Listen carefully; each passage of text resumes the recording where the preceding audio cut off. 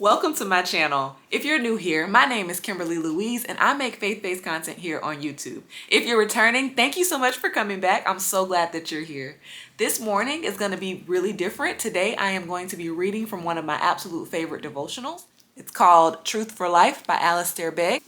And I'm going to be showing you pictures from the walks that I do every day of like the sunrise and stuff like that. So just enjoy,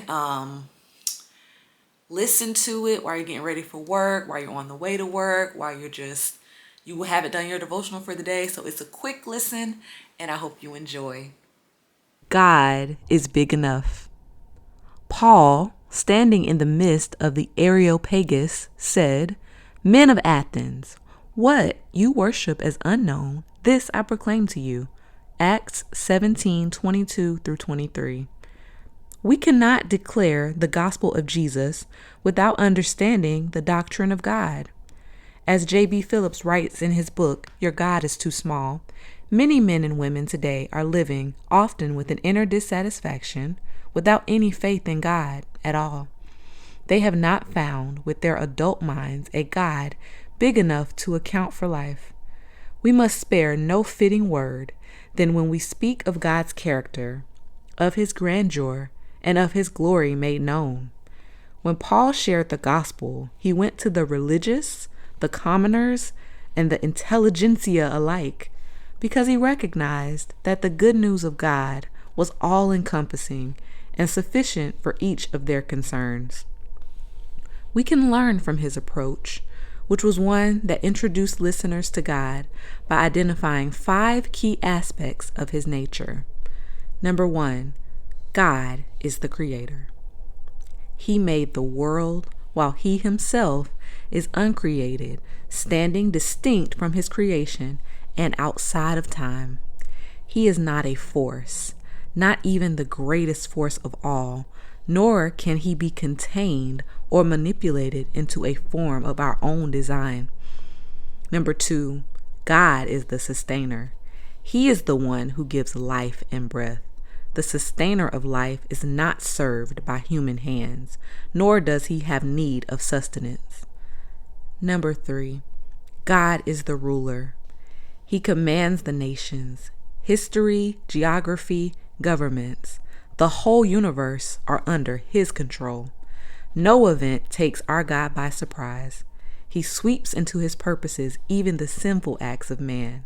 Furthermore, as ruler, he has put everybody in a certain place, in a moment in history that we might seek him, find him, and praise his holy name.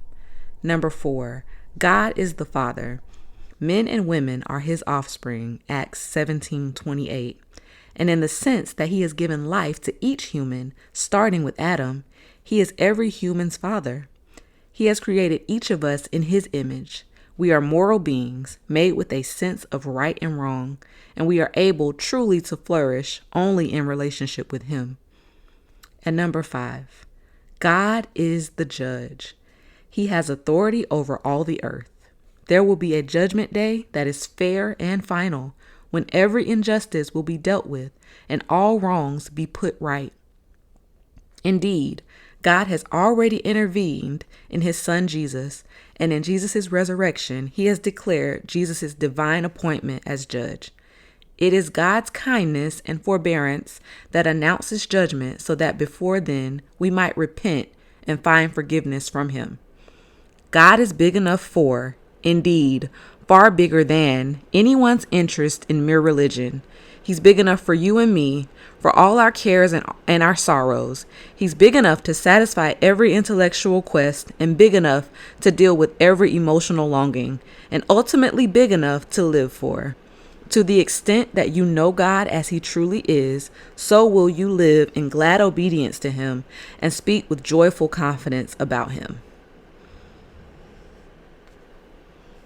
Let us never forget today and all of our days to follow that God will always be big enough for whatever you face.